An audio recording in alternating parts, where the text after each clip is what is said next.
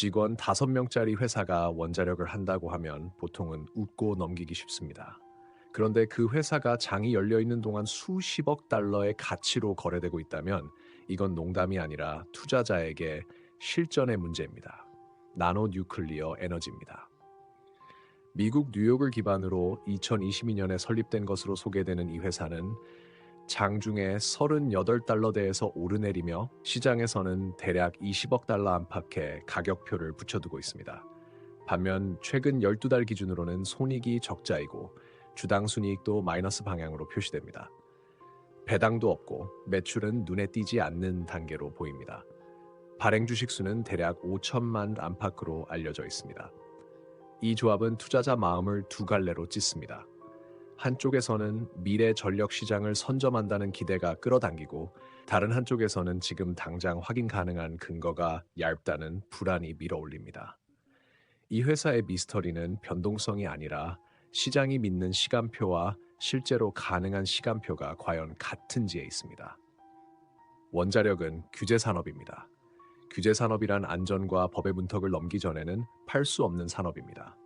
일반적인 제조업 스타트업은 시제품을 만들고 고객을 찾아 매출을 만들며 신뢰를 쌓습니다. 하지만 원자력은 순서가 다릅니다. 먼저 규제기관이 요구하는 안전 분석과 설계 검증을 통과해야 하고 품질 보증 체계를 갖춰야 하며 시험 데이터로 신뢰를 입증해야 합니다. 그 다음에야 부지를 확정하고 건설과 설치를 하고 운영을 하고 전기를 팔거나 장비를 파는 수익 단계로 넘어갑니다. 그래서 원자력 기업의 펀더멘털은 당장의 매출표보다 인허가 단계와 현장 진척으로 설명되는 경우가 많습니다. 투자자가 묻는 질문도 결국 하나로 바뀝니다. 얼마나 벌었느냐가 아니라 어디까지 왔느냐입니다. 나노 뉴클리어 에너지는 스스로를 수직 계열화된 원자력 기업으로 설명합니다. 제우스라는 고체 로심 배터리형 개념, 오딘이라는 저압 냉각 개념의 원자로를 개발한다고 말하고 핵연료 제조와 운송, 컨설팅, 우주 응용까지 언급합니다.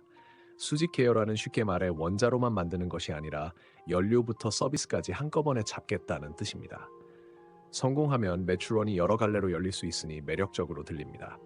하지만 원자력에서 수직 계열화는 말만큼 쉬운 전략이 아닙니다. 설계, 재료, 연료체, 제어, 안전 분석, 품질 보증, 규제 대응, 현장 안전, 건설과 운영 파트너까지 거대한 네트워크가 필요합니다. 일반적으로는 수십 명에서 수백 명의 조직이거나 최소한 굵직한 파트너들과 역할 분담이 선명해야 단계 올라갑니다. 근데 외부에 표시된 직원 수는 5명입니다. 이 숫자가 곧바로 정답을 말해주는 것은 아니지만 투자자 관점에서는 질문을 만들기에 충분합니다. 실제 실행은 누구가 맡고 어떤 계약 구조로 비용과 일정이 통제되며 규제 대응의 책임은 어디에 놓여 있는지 그 핵심이 표면에 잘 보이지 않는다는 점이 미스터리를 키웁니다. 정보의 빈칸이 커질수록 주가는 기대와 의심에 더 민감해집니다. 시간표를 따라가면 2024년 5월 8일에 나스닥 상장이 출발점입니다. 원자력에서 상장은 완성이 아니라 생존 게임의 시작입니다. 인허가와 검증에는 시간이 걸리고 시간은 현금을 태웁니다. 그래서 원자력 스타트업이 일반적으로 하는 일은 먼저 현금을 확보해 런웨이를 늘리고 동시에 규제 단계의 전진을 객관적 문서와 시험으로 보여주는 것입니다. 이 회사는 상장 이후 자금 조달 이슈가 반복해서 등장합니다. 2024년 7월 12일에는 약 2천만 달러 규모의 언더라이팅 오퍼링 가격 결정을 발표한 것으로 알려져 있습니다. 보통은 상장 자금으로 일정 기간 성과를 만든 뒤 다음 조달로 넘어가는 경우가 많습니다. 그런데 상장 직후 추가 공모가 나오면 시장은 두 가지 상반된 해석을 동시에 합니다. 개발 속도를 올리기 위한 공격적 조달일 수도 있고 예상보다 비용이 더 들거나 일정이 더 길어질 수 있다는 방어적 대비일 수도 있습니다. 같은 사건이 호재이면서 경고가 되는 구조, 이것이 투자자의 머리를 복잡하게 만듭니다. 2025년에는 규모가 더 커집니다. 2025년 5월 27일에 약 1억 달러 규모의 사모가 공지되고 2025년 10월 7일에는 약 4억 달러 규모의 사모가 시장가 조건으로 발표된 뒤 2025년 10월 10일에 마무리되었다고 알려져 있습니다. 회사는 이후 현금이 약 6억 달러 수준이 될 것이라고 설명합니다. 원자력에서 6억 달러는 단순한 숫자가 아니라 시간을 사는 돈입니다. 인허가 문서화, 시험, 외주, 인력, 부지 작업까지 모든 것이 시간과 비용을 요구하기 때문입니다. 투자자는 안도합니다. 당장 돈이 부족해 프로젝트가 멈출 위험은 줄어들 수 있습니다. 하지만 동시에 주주 희석이 떠오릅니다. 주식으로 돈을 모으면 주식수가 늘고 기존 주주의 몫이 얇아질 수 있기 때문입니다. 그리고 매출이 뚜렷하지 않은 단계에서 큰 조달이 반복되는 모습은 가속의 신호인지 지연 대비인지 판단을 어렵게 만듭니다. 이 판단이 어려운 구간이 길어질수록 주가는 테마의 온도와 공포의 속도에 좌우되기 쉬워집니다. 회사는 자금 조달만이 아니라 현장과 경로의 이야기도 내놓습니다. 2025년 10월 22일에는 캐나다의 글로벌 퍼스트 파워 인수 종결을 발표한 것으로 전해집니다.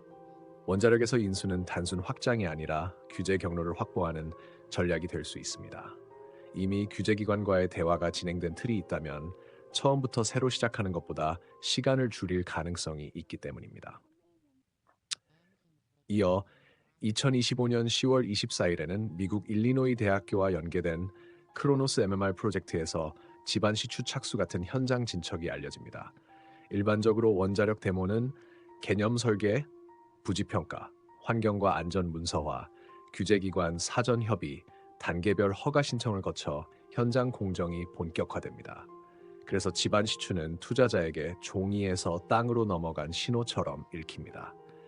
2025년 10월 28일에는 캐나다 쪽 사업 리브랜딩과 규제 경로를 강조했고 2025년 11월 19일에는 원자로 관련 펌프 기술의 시스템 테스트 진행을 발표한 것으로 알려져 있습니다. 같은 시기 국가안보 관련 인덱스 편입 소식도 나오며 회사는 에너지 안보 내러티브와 더 강하게 엮입니다. 하지만 여기서 미스터리는 더 정교해집니다. 원자력에서 중요한 것은 뉴스의 개수가 아니라 규제기관이 인정하는 단계 상승입니다. 현장 착수나 기술 테스트는 의미 있는 신호일 수 있지만 그것만으로 상업화를 보장하지는 않습니다. 그래서 투자자는 다시 묻습니다. 이 사건들이 실제 인허가 진척으로 얼마나 연결되는지, 그리고 그 연결이 언제 수익으로 바뀌는지입니다. 이 질문에 대한 답이 명확하지 않을 때 시장은 조심스럽게 가격을 흔들어 봅니다. 38달러대의 장중 공방, 그리고 과거 52주 범위가 17달러대에서 61달러대까지 넓게 벌어진 흔적은 확신과 공포가 번갈아 주도해 왔음을 보여줍니다. 애널리스트 평점이 홀드로 표시되고 목표 주가가 30달러 안팎으로 제시되는 것도 보수적 관점에서 아직 실적 기반 확신이 약하다는 신호로 읽힐 수 있습니다. 화면에는 2025년 12월 29일 실적 발표 일정이 표시되어 있습니다. 이 자리에서 시장이 듣고 싶어 하는 것은 단순 매출 숫자보다 현금이 어디에 쓰였고 다음 규제 단계가 무엇이며 현장 일정이 어떻게 이어지는지 같은 시간표의 증거입니다. 여기까지 들으신 청취자 여러분께 말씀드립니다. 밸류스터 채널은 청취자 여러분들이 관심을 두고 계신 상장 주식, 비상장 주식, 그리고 상장 예정 주식이나 코인 종목 제보를 기다리고 있습니다. 댓글로 남겨주시면 가능한 한 자료를 모아 더 깊게 추적해 보겠습니다. 그리고 이후 시청과 구독, 좋아요, 댓글, 그리고 영상을 외부로 공유해 주시는 열성 청취자 여러분께 진심으로 감사드립니다. 더 좋은 콘텐츠로 보답드리겠습니다. 결론적으로 나노뉴클리어 에너지의 가격을 움직여온 내러티브는 아직 살아 있습니다. 인공지능 전력 수요, 에너지 안보, 차세대 소형 원자로라는 테마가 붙어 있고 2025년에 대규모 자금 조달로 현금 체력을 키웠으며 인수와 현장 진척, 기술 테스트로 진척의 이야기를 이어왔습니다. 그러나 그 내러티브는 주주 희석 부담과 규제 산업의 지연 가능성이라는 반대 내러티브를 함께 끌고 갑니다. 그래서 전망은 세 갈래로 갈립니다. 규제 단계의 객관적 전진이 계속 확인되면 40달러대 안착과 50달러대 재시험을 시도할 수 있습니다.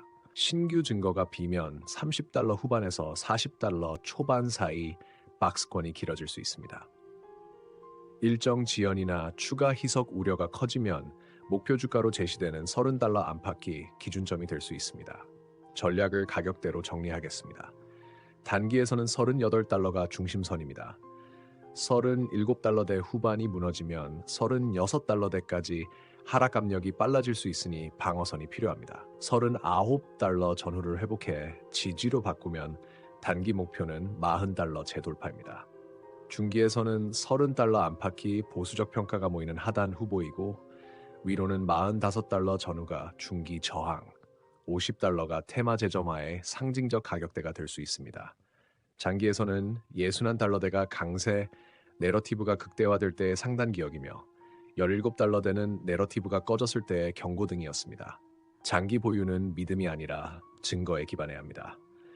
규제 단계와 현장 진척이라는 증거가 쌓일 때만 비중을 늘리고 증거가 끊기면 줄이는 원칙이 필요합니다. 직원 5명과 수십억 달러라는 모순을 설명할 열쇠는 결국 시간표입니다. 그 시간표가 진짜라면 작은 조직도 거대한 가치로 바뀔 수 있습니다. 하지만 시간표가 흔들리면 시장은 그 거대한 가치를 순식간에 깎아낼 수 있습니다. 장중 $38대의 공방은 투자자들이 아직 그 진실을 확신하지 못했다는 고백처럼 보입니다. 밸류스터였습니다.